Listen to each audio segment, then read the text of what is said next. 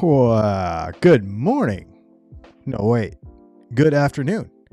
Welcome to Dylan Talks Tone. Welcome to the Just Gonna Say It podcast. I want to thank everybody for coming and hanging out. I see thumbs down. Frank showed up early. He must not like to have questions answered about guitar stuff. So, for the rest of you that like this kind of thing, we welcome you to come hang out with us every Tuesday afternoon at 4 p.m. Eastern Time. And then tomorrow morning, I will upload the audio from this, and the video actually, to all the podcast platforms. So if you want to just listen later on Spotify or Apple or wherever you listen to your podcasts, you can do that as well. Spotify has video too, so that's kind of cool. We don't have any sponsors today. Please do me a favor and check out Dylan Talks Tone for all your pickup needs, because that's what we do. We make pickups. We make lots of them. The other thing I want to mention in regards to that is on the front page of the website, there's a little kind of special edition section. We've got a couple of cool special edition pickups down there, a couple of P90s left, I think, with the cool mesh tops from the Gretsch video. We've got, looks like 2 more white DAF or Super 8s. And yeah, so we've got a couple other things going too as well. So keep up with all of that stuff. So that's what we got going today. And thanks for everybody for hitting the old like button there as well, and the subscribe button, because guitar stuff, that's what we do. Let's see, is there anything else? Oh yeah, also I want to thank my Patreon supporters as well as the YouTube members who hit the little join button down there. Got a lot going on Patreon lately. I did a survey about a week ago, week or two ago, just to ask all the Patreon members, how we could give them more value over there and stuff. And everybody had a lot of really cool, input for that. And so it's been really good. We've been hanging out over there. There's a live chat going all the time for tech stuff and just for fun. And people are networking in person where they can. And yeah, it's been fun. I've been trying to upload something to the Patreon thing almost every day that we don't have a video on YouTube. So I've been doing a bunch of different stuff. So it's been kind of fun. There'll definitely be a video over there tomorrow. So, because I got some things to update you on. So yeah, make sure you check out Patreon. So this is going to be kind of our fun thing we do every couple of months. I'm trying to do it once every 6 weeks or so, where I comb through, because I don't get a chance. Oh, we got a super sticker from Patrick Hardy. Thank you so much, my friend. Pair character. Punching the air with fist, because I can't see that, so it like describes it. It's kind of funny. If you have guitar questions, if you have anything you want to say, you can put it in the comments over there in the chat. You can also use a super chat if you want me to drop what I'm doing and answer your question right now. We are going to go through some of this stuff, and then at the end of it, we'll probably talk about some of the stuff from NAMM, get some impressions about NAMM. So save your NAMM comments for a little bit. We'll get to those here towards the latter part of the show. So let's get into our first dumb question, which isn't really a dumb question. None of these are really dumb questions. You need to compare the EMG TW model to the Fishman Fluence. So this was on a video that we did between EMGs and Fishman Fluences, and I cut them in half. Remember that? If you'll recall that. So here's the thing about people that suggest, not people, this is the thing about suggested YouTube videos and suggested reviews and stuff. We need sponsors for that stuff. I can't afford to buy everything all the time. The way you support that is join Patreon, because then that's what I use that money for. But just so you know, if I don't get to your video suggestion right away, that's why, because a lot of times I'm saving up for it or doing something else. So anyway, just so you know how that works. Let's see. Why do people buy expensive-ish? Because most so-called grown-ups are in fact little kids and they want to show that they have money to buy that ish. It's that simple. Nothing new under the sun. Everyone knows this. So yeah. You know, I feel differently about this. Mr. What's his name? Antoon Herman. I feel a little differently about this. I don't think it's the intent of most people. And I would say that if I asked you as a poll of people who are in the comments right now as we make this thing, that you are buying your guitar gear with the intent of showing off, or the intent of showing off how fancy you are. I don't think anybody's doing that. I like to think that all of us are buying the stuff we like and the stuff we dream of having and saving up and like, yeah, I really want a particular instrument. You know, it'd be so cool to have that someday. You know what I mean? And sometimes it took me years to get a couple of the guitars that I have now. And I think that's what it's all about, right? Like, that's what I like to think anyway. And I'm sure there's some ding dong somewhere, you know, that's a big show off. And we all know that guy, right? We all have that. I say that friend, but we all know a guy who's like, hey, look at my new cool thing, even though it's just a new cool thing because I'm showing off. Like, but we don't know that many people like that. Most of them are pretty cool dudes. Think positive. Think positive. Let's see. What are your top 5 Grail guitars? It takes you 59 minutes, minus commercials, to tell your audience what your top 5 guitars are? WTF, dude. There's a term for that, which escapes me at this moment. Also, AMC Pacer. Yeah, so I guess you've never heard of the AMC AMX.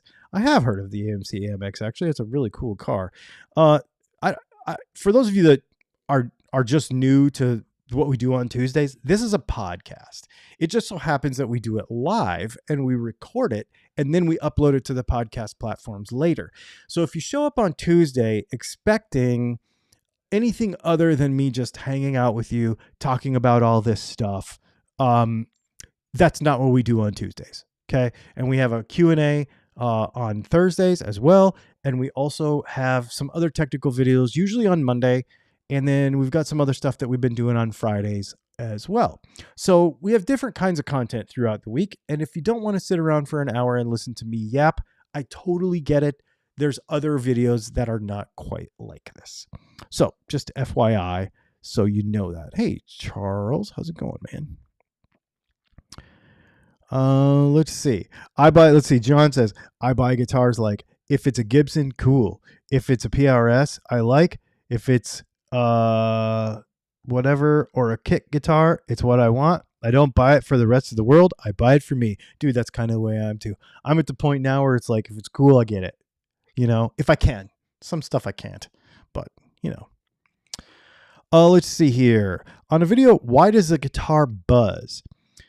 At 608, but recordings don't have that sound, so you have to be able to get rid of it. So I think what he's intending here, or she is intending here with this channel or with this comment, is to say that since we don't hear guitar noise in recordings, that means that we got rid of it ahead of time with some sort of noise cancellation. Which is true in a lot of senses, right? Like there's a lot of ways to get rid of noise. That video, we talked about shielding. We talked about what a ground loop really was, because a ground loop's not in the guitar. You know, we talked about all those things. But the bottom line is a lot of that happens after in post-production, in the mixing. A lot of the quieting down of noise without notes, you know, like in between notes and in between phrases where there's nothing happening. A lot of that happens with compression and noise reduction in post-production. And so, and further into that end, if you listen to a lot of vintage music, if you listen to a lot of, you know, like classic rock and various things like that, you'll notice that most of those guitars are old. And most of those guitars don't have fancy noise gates and noise reduction. You know why? Because they didn't have it back then. So the reason we don't hear noise in those recordings is because good post-production. So we can do what we can to minimize noise for sure. We've talked about it a lot.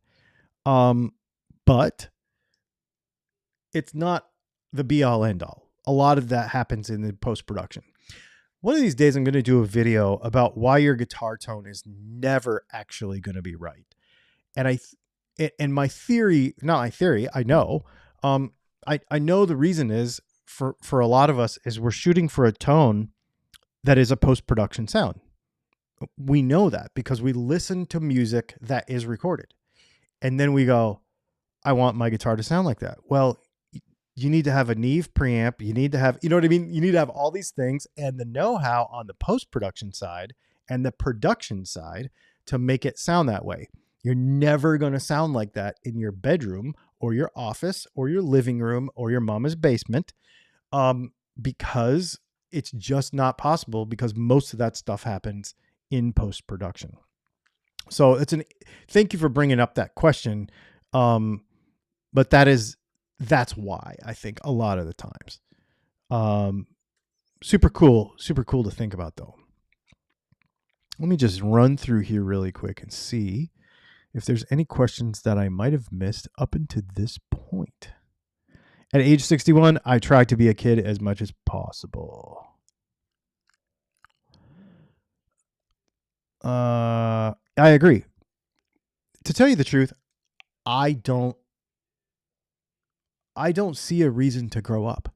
People say in Facebook posts and memes and stuff all the time about, adulting and how hard it is and stuff. I love being an adult because you get to drink stuff and you get to hang out with stuff and you get to like make out. You get to do all the stuff you couldn't do when you were a kid. And I don't have to ask anybody for permission.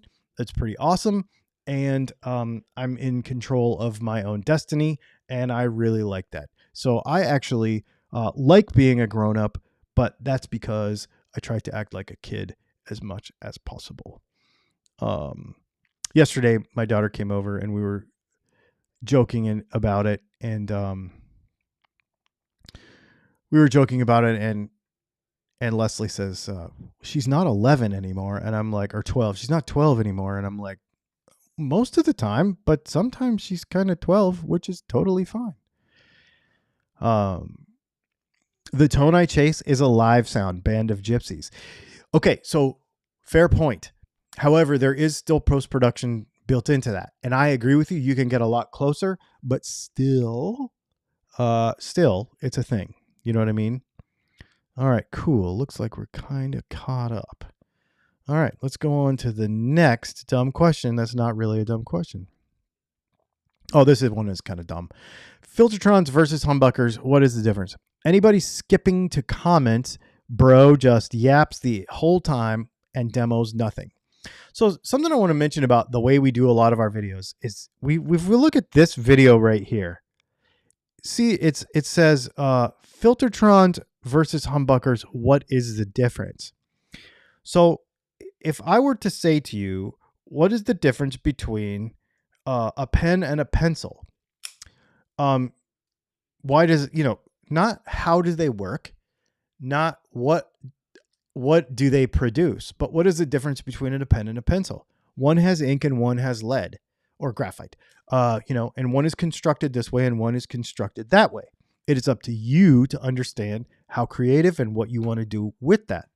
So with those videos, a lot of times we really try to show the technical differences between them. I don't need to tell you how a Filtertron sounds. Go listen to Brian Setzer.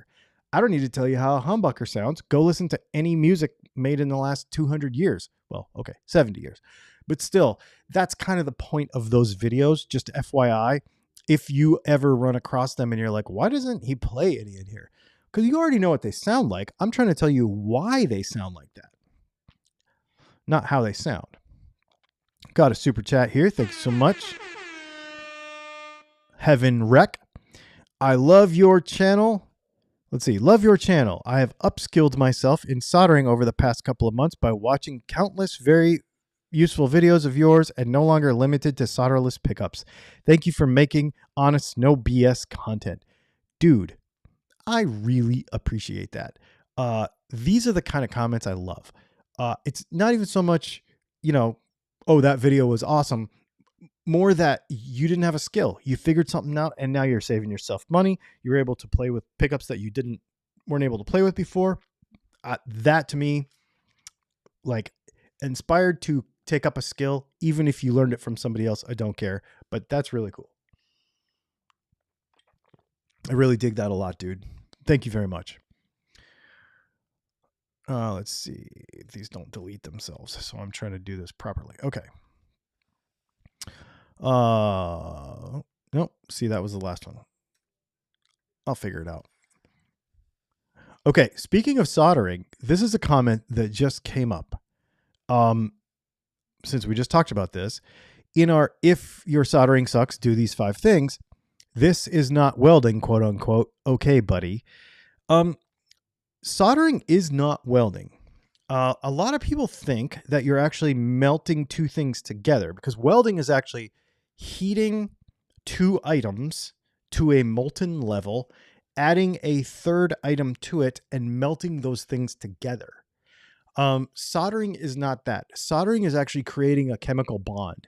So what you're actually doing is you're actually putting heat into both items, and then the lead/tin mixture sits on top of it, and it actually migrates on a cellular level into both items.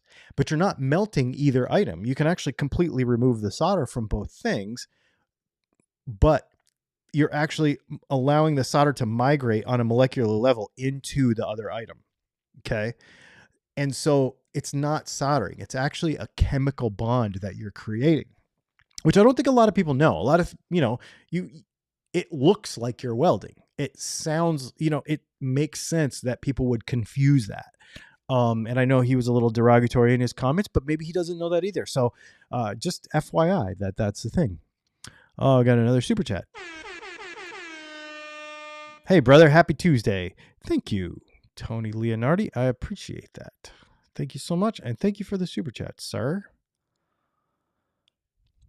Yeah, it's molecular, not cellular. Thank you very much. We're not talking about a living thing that we're trying to bond together.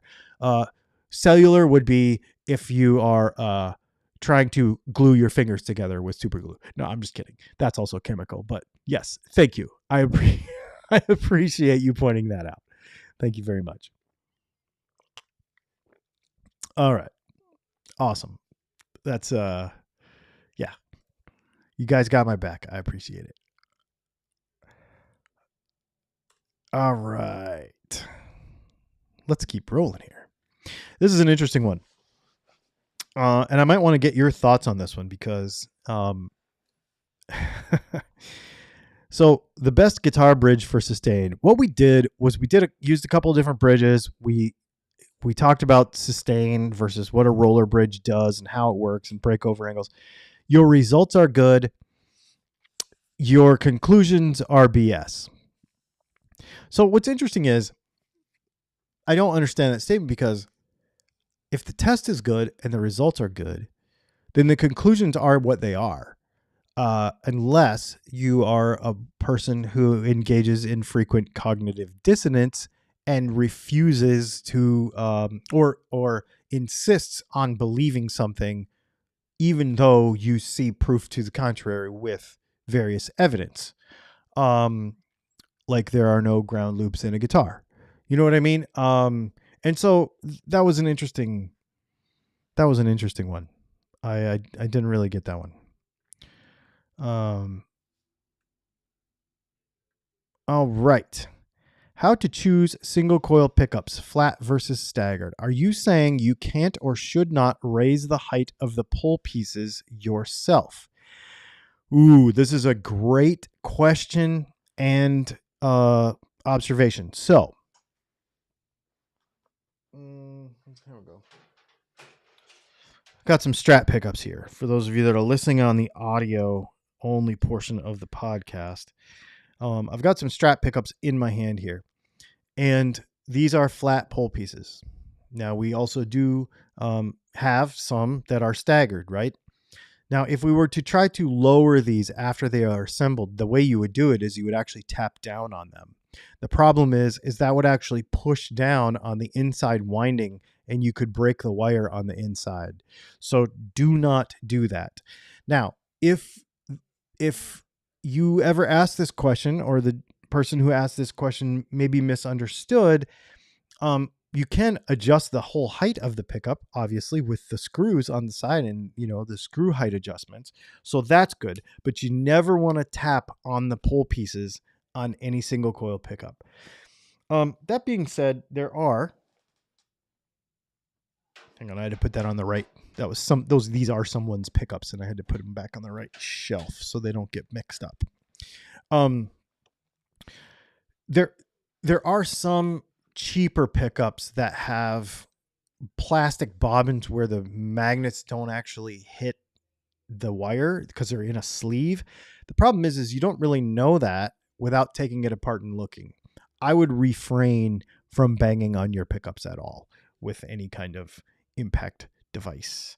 That is something that I would not do. Stick to the conventional motion, the conventional adjustment. All right. Let's see. Oh, this is a great observation too. Thank you to Echo Park 78, the Gibson SG video that just came out yesterday. He mentioned that his came with a brown case and it was set up perfectly, absolutely no tooling marks and a flawless finish. I 100% agree. The guitar was amazing. Mine came in a black hardshell case. Apparently there was some supply, I don't know, the inventory change, whatever you want to call it, surrounding that guitar meant that some folks got a black hardshell case instead of a brown one. I believe that to be true anyway. So if you got one and it's brown, that's fine. And if you got one that's black, that's fine too. But there was something of a difference with that. And he made that observation. I looked into it and it is a thing. So I wanted to mention that as an addendum to yesterday's video. My 40th anniversary vintage Squire Telly had problems. This was a guitar we modded up. I honestly don't see the point in modding a cheap Squire for which most part it will be capable of gigging without the general public really noticing all that much anyway, as Squires are better than they once were. When you factor in the cost of buying better components, aka tuners electronics, that can easily run into hundreds of additional dollars, especially if you live in a country like Canada or Australia. So, first of all, I don't care what anybody else thinks. I do the guitar stuff that I want because I want to do it.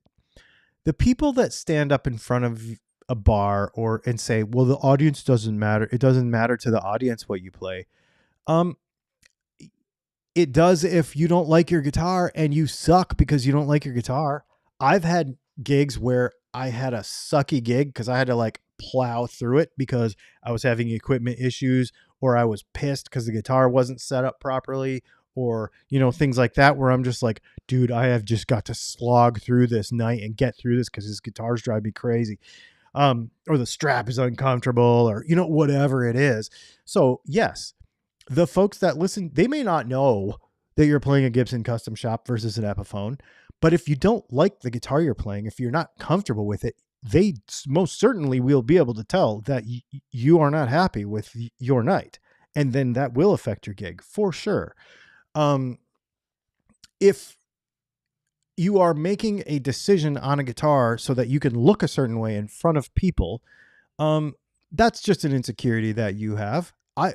Just make the decision that you want with your guitar that you have. If you have a Squire that you don't want to modify or you don't feel is worth it to you to do so, then don't. But there's going to be a lot of people that disagree with you because they like to do this stuff. I think one of the things about it is we like to do these things. This is why we're here. We enjoy modifying guitars. We enjoy putting pickups in them. We enjoy experimenting with different sounds and all that kind of stuff. So the culture surrounding the object is more important than the object itself, I think. And I think that's why personally in my life, I don't necessarily tolerate all the guitar hate and this guitar is overrated and Slash is overrated and blah, blah, blah. And Gibson is stupid and all those. I think that stuff is all stupid because it just takes away from the culture surrounding the object. It's not about the object. It's about the culture surrounding it and the friends that we're making and the music that we're making. And so, at the same time, we need to be concerned with the object to some extent so that we feel good and we are creative so that when we do stand up in front of people and play, we are inspired to play, we impart joy and the whole thing and everybody's happy. That's the way I feel about it. I just feel differently about it. I don't really subscribe to that concept of whatever that was. Let's see. Shane. Oh, he might be here. Oh no, he's probably not. It's probably still nighttime over there in Japan. Nice to see Gibson taking proper care of the guitars it sends out for review.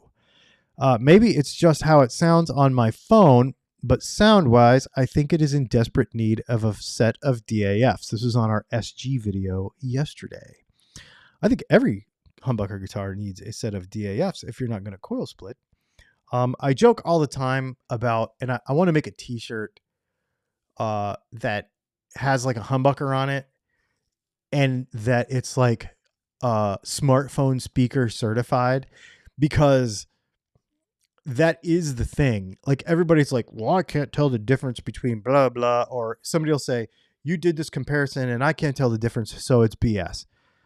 Yeah, you're listening on your friggin' phone, dude. Like, whatever. So I don't care how my pickup, this is a joke. This is not real, but we laugh. Me and Matt actually at Texas Toast have laughed about having like iPhone certified pickups that it doesn't matter how they sound live. It doesn't matter how they sound whatever, as long as they sound good on an iPhone speaker. That's all that matters. Like, that's kind of the joke because so many people listen on their phones.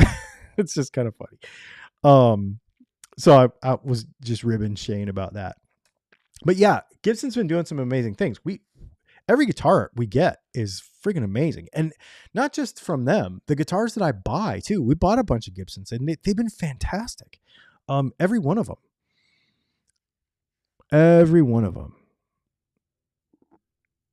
Let's see.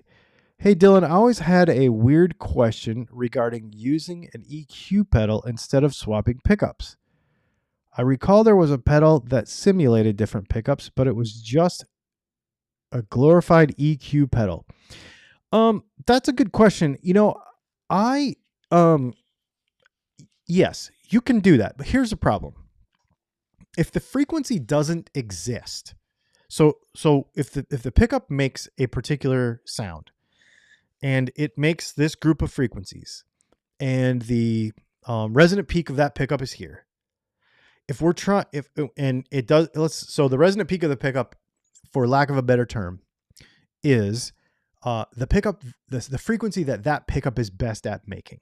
Okay. That's not totally accurate if you get into a whole bunch of other technical BS, but the bottom line for you and I, how we grade things and how we shop for things, is if the resonant peak of the pickup is here and it makes this sound the best, but we want to make this frequency better, if we add it with the EQ, we can.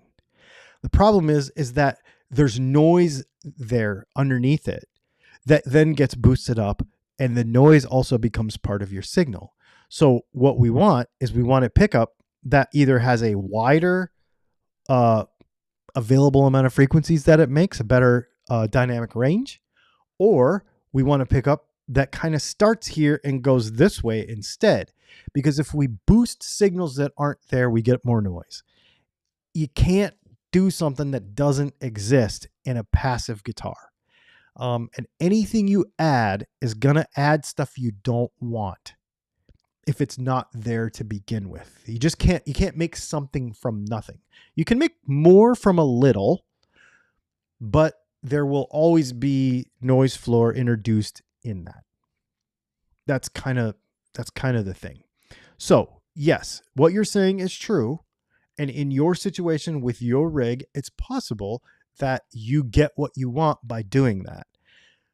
From a pickup builder's perspective, though, I'm not going to design pickups that way and create that need for a band-aid when I can create a product that makes it to where you don't need that band-aid.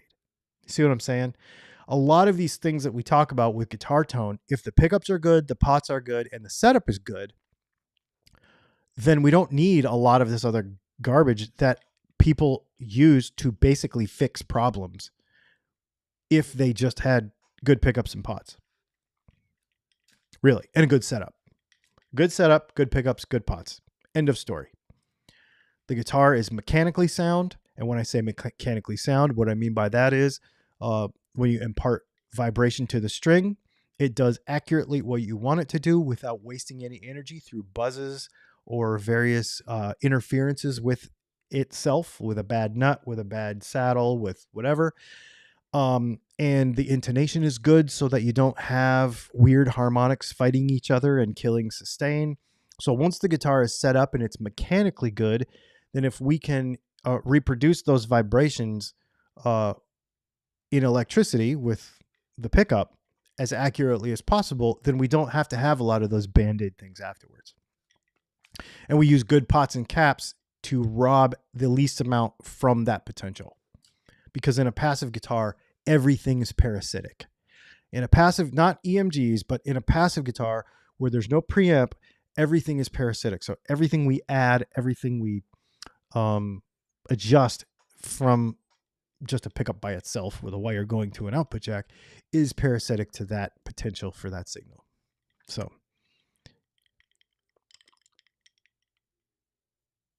I thought I spilled on myself with my iced coffee, but I did not. It was the ice cube hitting my tooth. Do you find that the hotter the pickup, the more narrow the resonant peak? No, but it changes it. Obviously, it's going to bring it down. It's going to bring it lower on the lower side. It's going to shift everything towards the lower end of the frequency spectrum. You can compensate for that with a little bit with magnet, but it's not ever going to, that also changes it too. You can also change it with dimension. So you can make it a little taller. Here's what I do. I do it the opposite. I make a thing in a particular form factor with a goal in mind. And if I miss, then I adjust and I measure and I tune and I adjust and I measure. You could say I actually TCI every pickup as I tune my capacitance and inductance while I am designing that pickup, just like every other guitar pickup builder does. But yeah, I mess a lot. How to fix sharp fret ends. Buy a nail file and stop biting them. So you may notice that my nails are painted. My daughter painted my nails last night. So first of all, it's super punk rock. But there's two reasons I did this. One is I'm really trying to quit biting my nails. And if they're painted, I don't. And the other reason is my son is getting married this weekend. And if you've ever watched the Hunger Games, the guy that like runs the Hunger Games and he's in that like super purple crazy suit and has the crazy hair and everything. I am officiating the wedding and they want me to dress like that. So the experiment didn't go well. I have to redo them, but I'm trying to go for mirrored fingernails by Sunday. They're getting married on Sunday. And you probably can't see it here, but my hair is actually dyed purple and it will become more purple over the week as well. So we've been having some fun. But related to that question, I am really trying to quit biting my nails. I've been doing it ever since I was a little kid. My parents tried like the hot pepper stuff. They tried all kinds of things, and I would just get used to it. And so now, of course, I'm older and have more self-discipline about some things. And I've also been working on some other habits. I'm down literally, I believe at this point, 19 pounds. right now from my heaviest that I was about 6 months ago. So I'm like really disciplined at the moment and with the business and with everything else. So I thought, you know what? While we're building new habits, I'm going to stop biting my nails. At least I'm going to try. We'll see what happens with it. I'm not really sure if it's really going to happen. I was thinking about using an EQ pedal that would be a good way to find your sound. I have a bunch of guitars to compare, but some people don't. Would knowing the ranges they like help them? Yeah, I mean, honestly, that's an interesting question too. What I would say to that is that's one of the ways when somebody comes to me and says, I want to put new pickups in my guitar. And I don't like people to just spend money for the sake of spending money. I mean, I will take your money. If you want to buy pickups from me, I will make you pickups. But if you come to me and say, I want to put new pickups in my guitar, and I can tell a little bit that they don't know why, what I'll ask them is, what is your guitar doing that you don't want it to do? And what is your guitar not doing that you want it to do? Right? So being very intentional about the problem that you're trying to solve. Most of the time it's muddiness. Most of the time it's maybe it's too harsh, right? Like with a Telecaster, we want that bridge pickup rolled off just a little. And then giving them a suggestion based on a problem that they want solved.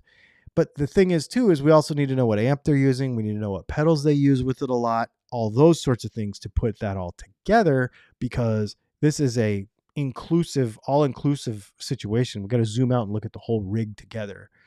But that might be a good way to do it to start, is an EQ. Thank you, Mr. Jim Woodard. How are you, sir? For the super chat, you know how I quit biting my nails? I was conscious of it for a while. Then after a few weeks, I just quit. I know. It's funny because I have tried all kinds of stuff, dude. And yeah, I mean, it's just, yeah, it's so hard.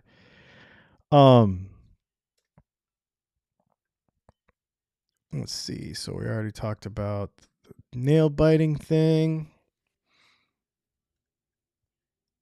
Actually, somebody came to the door this morning. And so we started out with toenails. When my daughter was really young, she always wanted to paint my toenails. So like all her growing up, my toenails were painted like all the time. But you wear shoes or, whatever.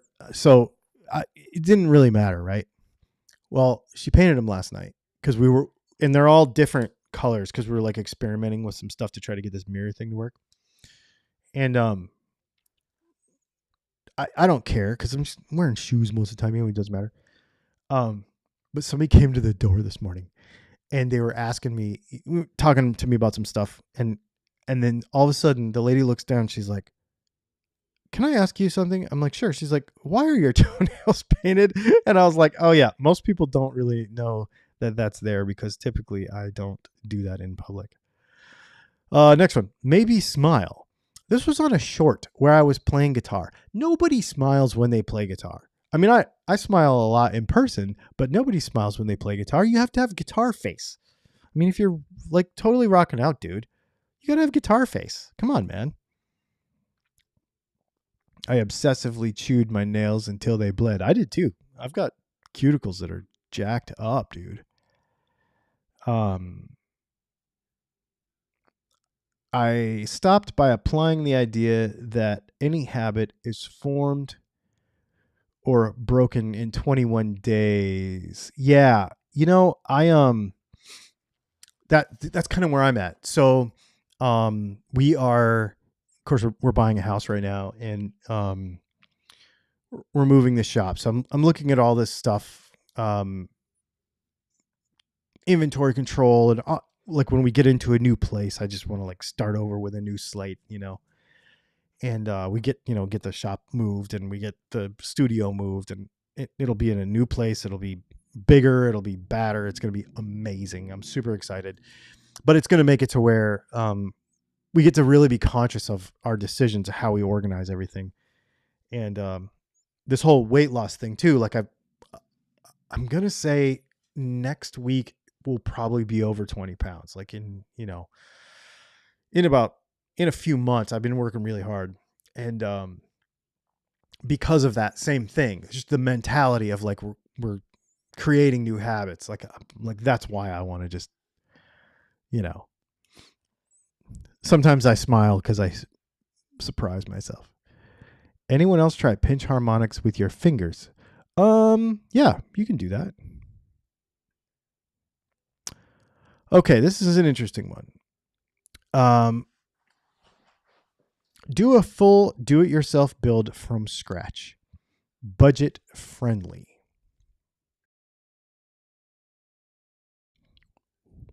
Okay. Question. What do you consider a do-it-yourself build from scratch? Is this a parts caster? Is this completely from a block of wood? What are we talking here?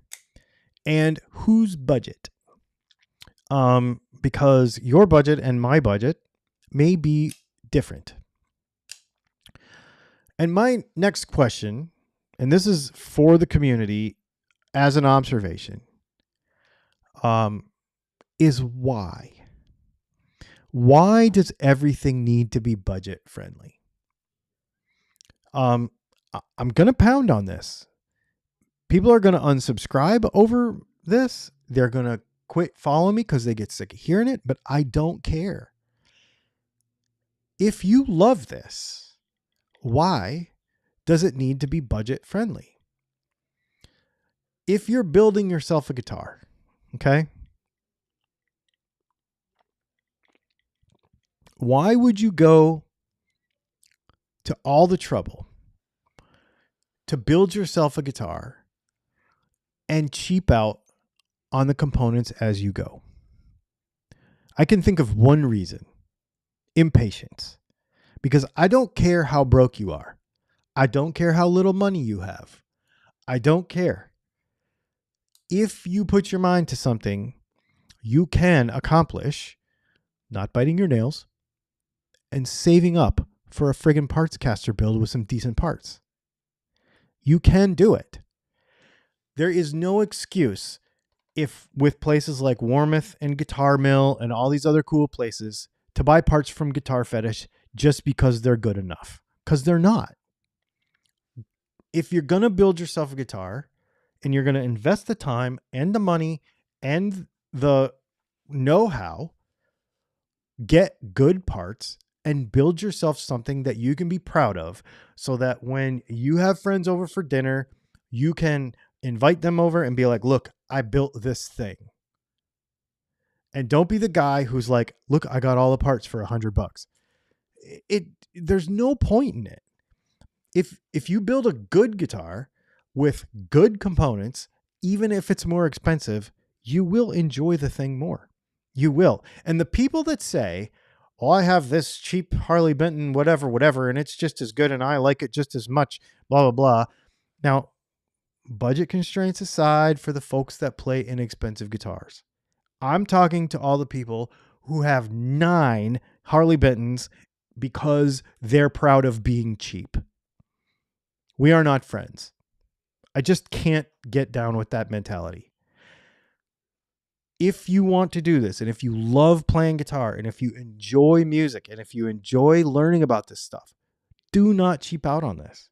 There is no excuse for it. None. It is a mental battle that you're fighting in your own head. It is, it's like a scarcity mentality that is from some, like, call 1-800-BETTER-HELP, talk to somebody, spend $250 a month for that for a couple of months, get that crap sorted out, and then build yourself a good guitar when you're in a better mind space. Because I think you will enjoy your hobby a lot more. If it takes you 5 years to do it, I know people, because for sure, I know people who have taken 6-7 years to build a guitar. And here's how I know. Because I remember 6 or 7 years ago when they sent me an email and said, I'm putting together my very first custom guitar by myself and I'm building it from scratch. What pickups should I put in it? And they talk about it and we talk about it. And I fully never expect to hear from them again. And then 5 years later, they order parts from me and they say, look, this is the thing I built. And it took them forever, but they had the patience to do it. And it's amazing. And then we have other folks, you know who you are. There's some of you in the comments right now who are like, I'm going to buy these pickups. And then they build a guitar over time. I know, in fact, Don is here now, I'm pretty sure, in the comments. He built my first set of Firebird pickups from me, bought my first set of Firebird pickups from me in like 2019. And just now, recently, I think, this year, this fall, maybe this winter, or maybe he hasn't even done it yet, put them in a guitar. Patience is the thing that will get you what you want. And the people that say that they can't afford or I will never be able to afford, you're right, you won't. But stop whining about it and let us, who have the patience to save up for shit, let us do it and have awesome stuff. It drives me insane. That is another, not the object, the community. It's not about the object itself, it's about the community. And if you can contribute more positively that way, you will help yourself too. I have very little patience for that because it's like, come on, man. Like, yeah. And I know that there's a lot of folks that are budget constrained. I know there are, but I also know the ones, in fact, I'm not going to mention any names, but there are people in the comments right now who will call me and be like, I am saving up for a pickup. It's going to take me 3 months to save up for a pickup, but I promise I want to order it. When I order it, will I be able to get it this way or whatever? 3 months later, 5 months later, sure enough, they call me up and they order a pickup because they have the patience and the mental space to be able to do that.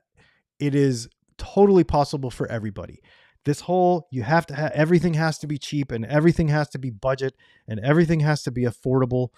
Affordable to who? Like you, because you're too cheap to save up? Like, come on, man. I would hate to see your underwear or sock selection. Like, if this, now, the only caveat I'll give to this is if this is not that important to you, there are certain things to me that are not that important to me. And I won't spend a lot of money on them. I don't care about certain stuff. You know what I mean? Like, I just don't care about it. So I don't spend, I buy the cheapest thing because it's the cheapest thing. So if your guitar is not that important to you and it's a side thing, maybe you're a golfer and you have, $5,000 golf clubs and you have a Squire because it's just a side thing and you don't want to invest a bunch of money into it. I totally get that. I totally get it. But if this is a priority for you, do not cheap out. You're only hurting yourself.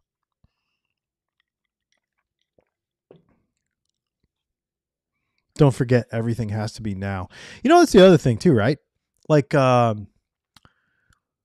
we're in an Amazon Prime generation, right? Like you hit the button and it's there 2 days later, or sometimes this afternoon. You know what I mean? I mean, if I hit the Amazon Prime button and it takes an extra day, that like pisses you off. It's not the way this is. This is, and trust me, I'm the most impatient person when it comes to some of that stuff. I did this year. I was like, I'm going to get back into shooting. I cannot tell you, well, I should not tell you how much money I spent on firearms and various accessories to go with them once I decided that I was going to seriously get back into shooting. And I, went all in. I used no patience. I was just like, here we go. So some of that stuff, yeah, I get it. But if it's something that you're going to do for yourself over a period of time, patience. It's patience. Good morning, Shane. We covered your question a few minutes ago. Let's see. We got a super chat from Jim. I spent 2 years or more saving for my first guitar. I mowed lawns, I cleaned houses, and I shuffled shit to save money. And I got a Gibson Les Paul Custom or Classic, maybe, in 1980. When I first started racing bicycles when I was a teenager, young teenager, um, I did the same thing.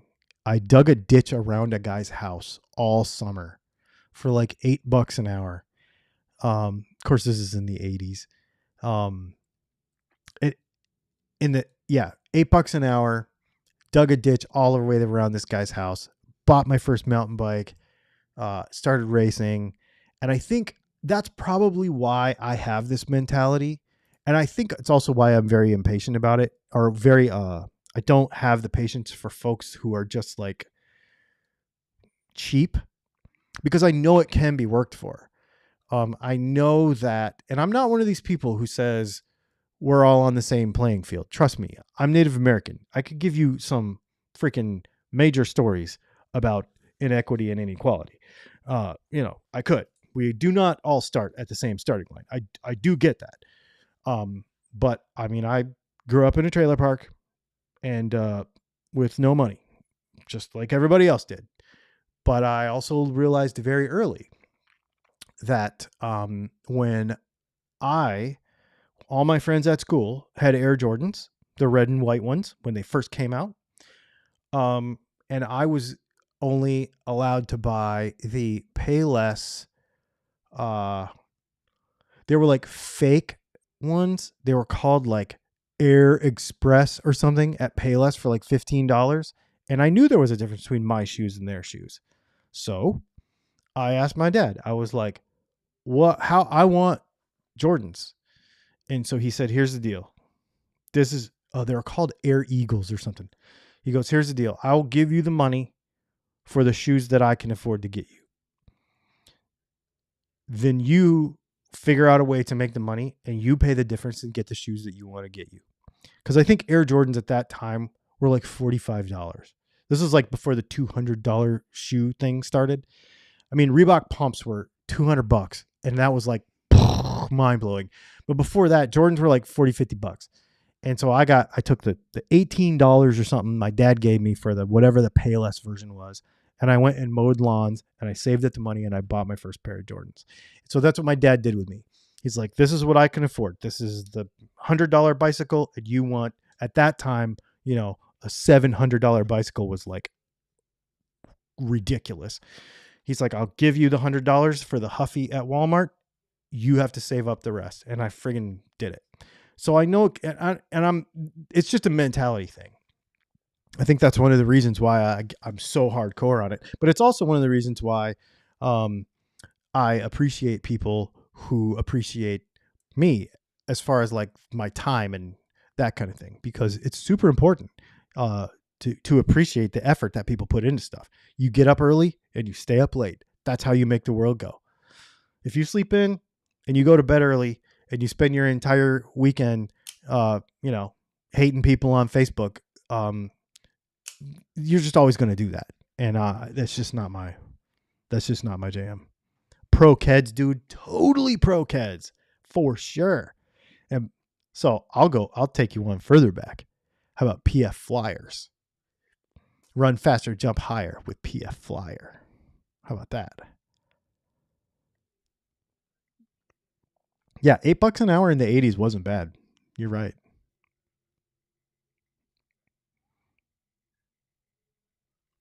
Yep. Yeah, Shane, you should have woke up earlier. No, I'm just kidding. It's not the context that the waking up earlier thing was in. My $99 lawnmower made me a lot of bucks as a kid. Oh, yeah, man. Yeah.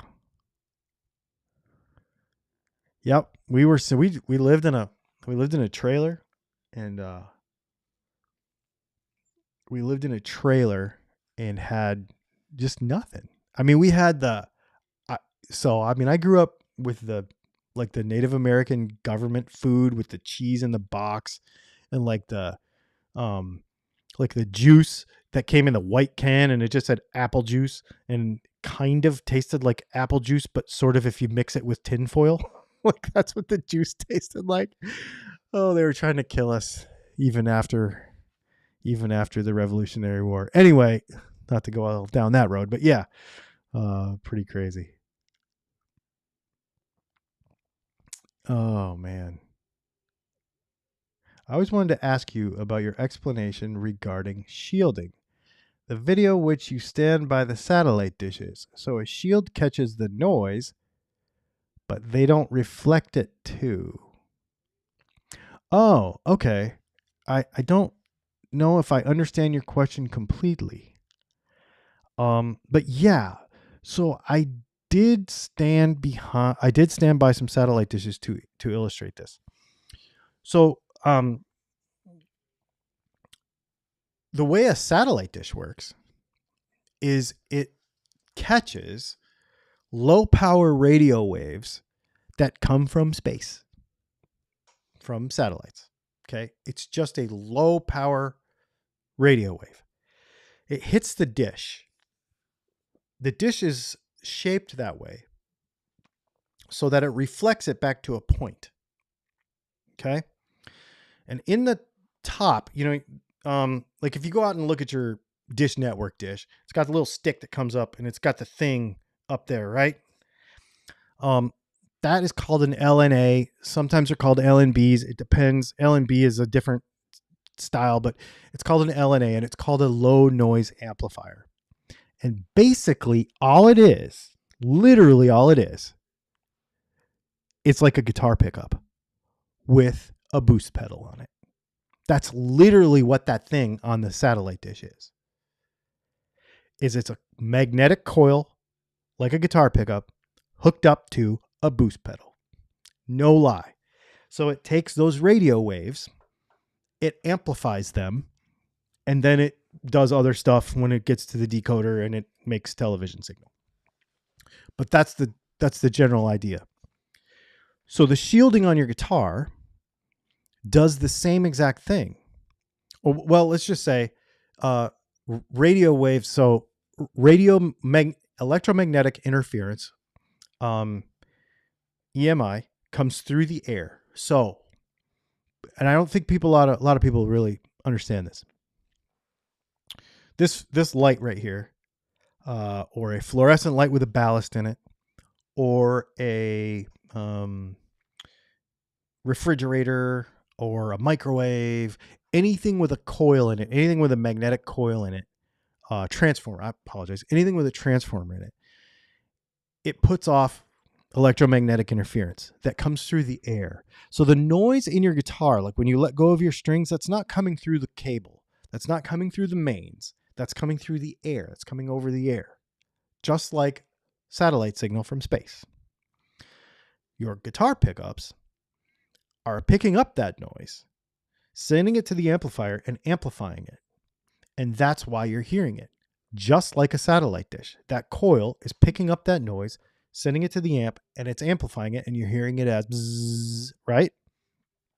So what we do with a shield is we do not create a Faraday cage. Faraday cages are bogus because of the length of the wavelength for 60 hertz, blah, blah, blah. It's stupid. It's a dumb idea. It doesn't make sense. It doesn't apply. The theory is sound, but at the scale and the frequency that we're talking about on a guitar, it does not apply. Okay? It just doesn't work. So what we do is we want as much surface area as possible. Back of a pick guard is the best. We ground that. So then the majority of the electromagnetic interference that comes through the air goes to the shield and gets directly pushed to ground. Now the pickup is still going to see some of it because the pickup is the pickup. But the majority of it is going to bypass the pickup straight to ground through the shield. That's how that works.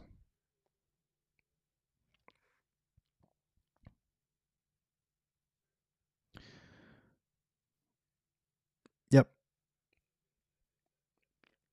And a lot of people will argue with me about that, but It's science, man. It's super basic electronics. Like I don't, and people ask me about this, like how I know, because everybody's like, well, you know, your YouTube degree or whatever. No, I actually do have a degree in this. Um, and my dad is actually, well, for many years, was the only Native American in the entire United States FCC certified to build transmitter towers. And so he would go around the country, mostly Native American based radio stations and such, like Alaska, some in California, Hopi Reservation in Arizona, various places like that. And he would be the contractor for building these huge radio towers. Like, so I've been around learning about this stuff since I was a little kid, and also went to school for it. And so it is actually a thing I do know. The guitar stuff I know by experience, but by education, actual electronics and actual the radio stuff, that's what I really know. Yeah, with actual paperwork to prove it. I don't talk about that a lot because I'm not like a braggy kind of person, but people do question me about it, and it's like, I kind of actually do know about that. So yeah. I know the least about actually playing the guitar. I know how it works way more than I know about actually playing it. Oh, it's so funny. Oh, you guys are awesome. I got to go. It's 5:00. And on Tuesdays, I try to keep these to an hour because it's absolutely bonkers on Tuesdays. I guess I'm going to take the NAMM thing out of the title because we never got to that. Maybe we'll talk about that Thursday night. You guys have been awesome. Thanks for all the super chats. Thanks for the super fun conversation. This has been really cool. And we will see you tomorrow. I'm actually going to probably put a video out. It is a shootout between the Positive Grid Spark amps and why I use what for what. So you'll probably see that video tomorrow. We'll see you.